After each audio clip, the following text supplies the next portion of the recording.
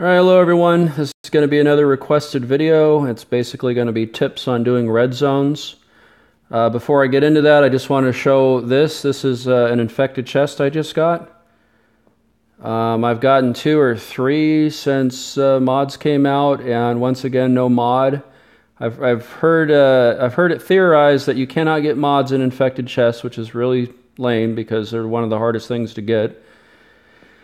But so far that's held true for me. I have no mods, so I have gotten them in normal floppy chests, so I don't really know if that's real or not, but something to watch out for. Okay, so on to the red zone tips. Okay, so absolutely the #1 tip on my list is the priority when you go to red zones, no matter what your reason is go for the chests. Chests are the king. There's 4 to 5 of them. They're usually right in the center, you know, in a little ring around the center. Get your bearings, figure out where you are when you came in, and go straight for that area. And try not to delay. Don't get distracted. Don't start chasing after deer. Or I mean, a lot of times I'll kill something that's in my way, and I won't even bother to stop to pick up loot. I just go straight for the chests. It doesn't really matter whether it's your raiding task or the reason why you're going there. The reason why they're so important is because the big one comes and spoils things, and you might have missed an opportunity to get something really great out of a chest if only you had made that the priority. So, you know, you might have got 1 or 2 chests, whereas otherwise you wouldn't have got anything. You would have went in there and started killing stuff and barely got any resources. And so make chests the #1 priority. Head straight for them. #2 is decide what your goal is when going to zones. Are you resource farming? Are you going to do raiders tasks? And that's kind of like the 2 main things. You're either going for a single trip to gather a whole bunch of resources, basically farm the map, or you're going to go there for going back and forth between the red and yellow zones to open up as many chests or kill as many abominations as you need for your tasks, or you're just simply trying to farm mods or, you know, get more guns or C4 or whatever you're trying to find. So those are the 2 types of things that you're going to be doing. Right at the moment, I'm pretty well stocked up on resources, so the other consideration is skills. So for right now, I mean, I'm maxed out on skills and I don't need any resources. So if I'm going to pick a zone to go to, it's probably going to be going over here. So keep in mind what skills you're hunting for, and of course your energy concerns. You know, it takes a lot of energy to get up to the oak zone and stuff, versus coming down here. So just keep that in mind, what your priorities are. Okay, so with that in mind, let's go to tip #3. All right, so tip #3 is get prepared. So depending on what you're doing, if you're going on a single trip or a whole bunch of trips, you need to bring the right amount of stuff. If you're going on a whole bunch of trips, and this is especially for newer, you know, moderate players, if you're, you definitely want to bring like level 3 armor, tactical armor, the military looking stuff, or higher, although you shouldn't need SWAT armor. But what I'm wearing right here is enough to do like a single trip. If you're going to go on 4 or 5 trips trying to unlock all your chests, you want to bring probably about 1.5 full sets of level 3 armor. You can't really rely on collecting much armor from AI anymore. It used to be that you could reliably get that, but not anymore. Usually it's junk armor by the time you get it off of them. And then for weapons, if I was going on a single trip, this would be plenty. If I was going to 4 or 5, I'd want to bring at least 2 more. I mean, this is a little overkill for a single trip, but keep in mind single trips often turn into multiple trips because you go there, you kill everything and you start farming, and then the big one comes. So then you got to go back and kill everything again. So keep that in mind. As far as healing goes, usually I'll bring one stack of food, and I'll bring one stack of heals. It's best to bring bandages. I just happen to be overflowing with first aid kits because of all the raider tasks, and bandages are actually, something I don't typically have a lot of anymore because of that. But that's plenty of stuff to heal. Players that really know what they're doing are really efficient about things, oftentimes barely bring anything with them, and they just get berries and make their own bandages there, and that's definitely a way to go. So that's what to bring.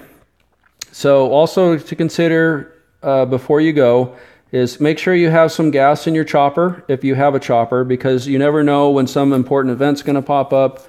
Never miss chopper events if you have a chopper. Those are always important. So, if you might be in the middle of farming and need to just like book it over somewhere, so make sure you have gas. And then this one's super important is your dogs. Always make sure your dogs are fed before you have a trip. Keep them hungry when you are not needing them. They're there for the perks. So make sure that you're getting the perks you need. And that is primarily Bloodhound. Hunter is also a good thing to have a lot of, but I've got 5%, 5%, and 3%. And that's going to make it a lot easier to get, C4 and guns and mods and stuff. So keep your dogs fed right before you leave, and do the minimum amount. Like, I'm going to go and I'm going to be gone doing this for half an hour. I'm only going to feed them for half an hour. So keep that in mind. You might have other skills that you need to switch back to. Like you might have, I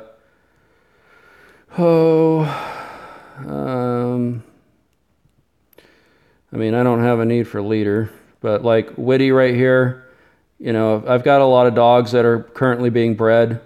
So, I might switch out a Bloodhound for a Witty if I need to. What are you doing, bud? Get over here. Boom. I got the BFH. I keep thinking it's BFG. Used to do. Okay. So, and then the last thing to do before you get prepared is make sure that you've had a shower. So a lot of times, just because you don't have the symbol doesn't mean that you're not close to it.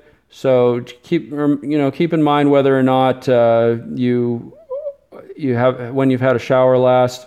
You continually get stinky even if you're not getting spit on. The hidden meter just slowly increases, just the same way that hunger and thirst increase or decrease, whatever.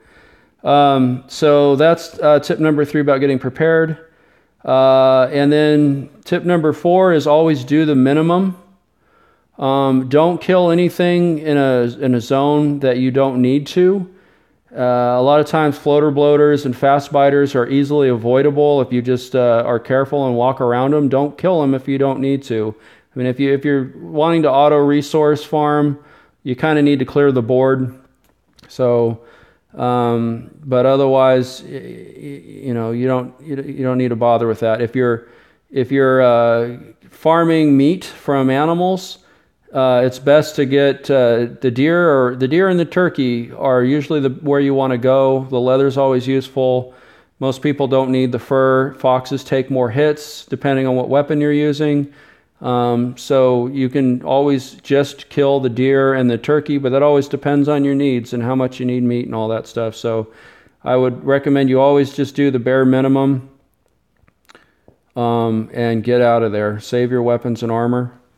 And number 5 is just fighting tips, and I'll have to kind of go over to a zone to do that. So let me feed my dogs, and I'll be over there in a second. Okay, and so every time I try to make a video like this, everything's just goes downhill really quick. So you're just going to get what you're going to get here, and I'll mostly just concentrate on what I'm saying and not what I'm doing. When you're fighting anything, and I'm not going for the chest, I'm just making a video here on this. When you're fighting anything like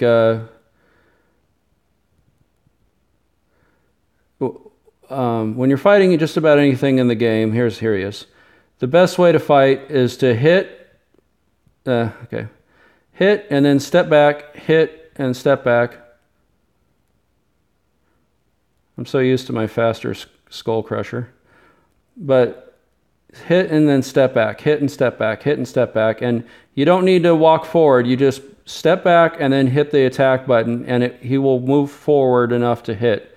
But that's the best way to kill anything. It doesn't really matter what weapon you have, unless it's like the cleaver. If you have a really fast weapon, then you just want to stay there and just and don't worry about it. All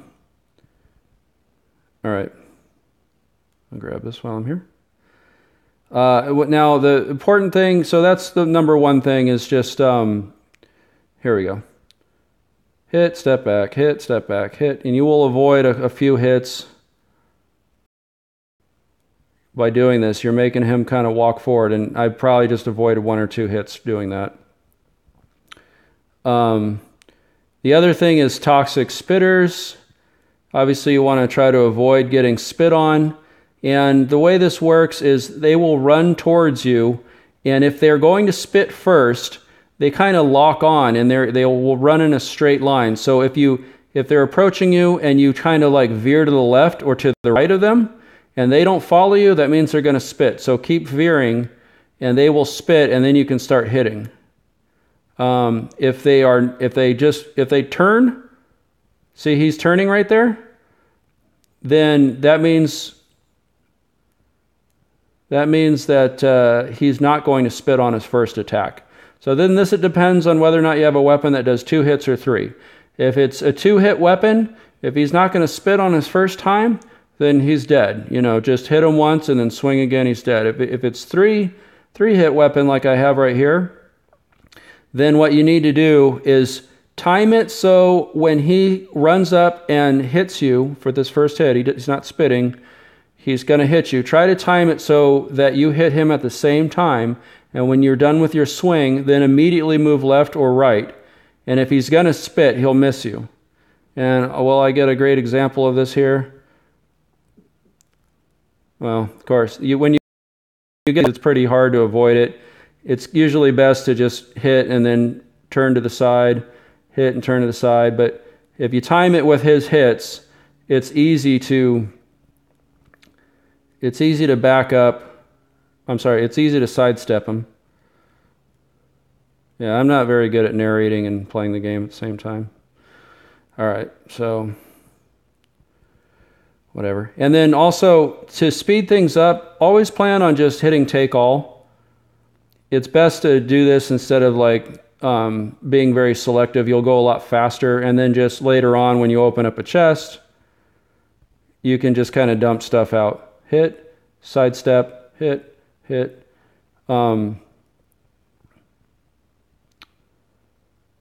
And katana, grab some water, and then I can just like dump things I don't want back in here. But it's just a lot quicker to just hit take all than to be selecting things, and obviously I didn't sneak very good there. And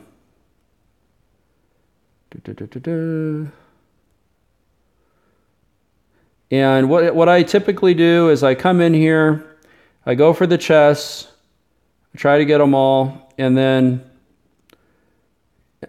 depending on what I'm doing, I might clear the... Whoa, I'm already dying. Like, what the heck? Usually I'll either clear the board and then auto farm if I'm farming, or I will very carefully sneak around and just kill the turkeys and the deer, or maybe even the foxes if I need those, if I'm like really desperate for meat. But I always save the meat for last. So it looks like we got another AI. If you're careful, you can sneak up on these guys. I rarely ever do that. Some of them just spawn, in which case they head straight for you. And the other ones are like, if you can sneak on them, like that guy right there, if that was one, I could sneak up on him if I was being careful. All right, don't need that. But if I was coming here just to do certain things, like this guy, there's no need to go attack him. Just be careful and avoid him, and you can save your weapons and armor. I mean, if you're going to sneak up and just do a hit, or if you're here just to get the skill, then you might as well go for the kill anyways. But generally speaking, you just do the minimum. So I don't think there's much more I can really give you tip-wise for fighting. I think that's about it. Obviously, I'm not doing an awesome job demonstrating it. I get really befuddled when I'm trying to narrate. So yeah, that guy right there, I just happened to trigger him. Hit, step back, step back.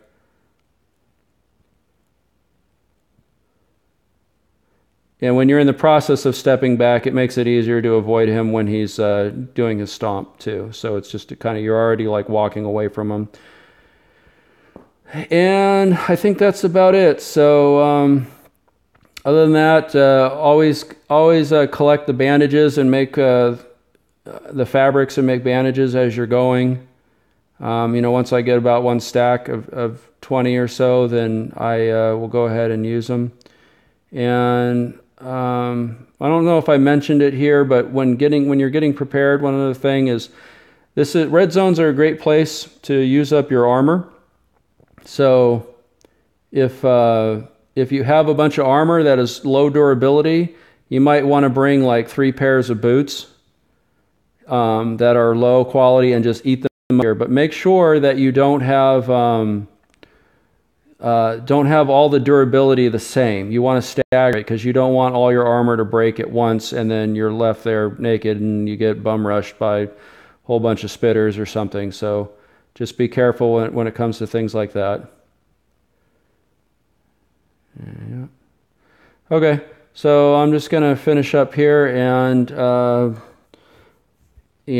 hopefully you guys got a couple of things out of there you haven't heard before. If you're a newer player, if you're not, you probably knew all that stuff a long time ago. So see you on the next one. All right, bye-bye.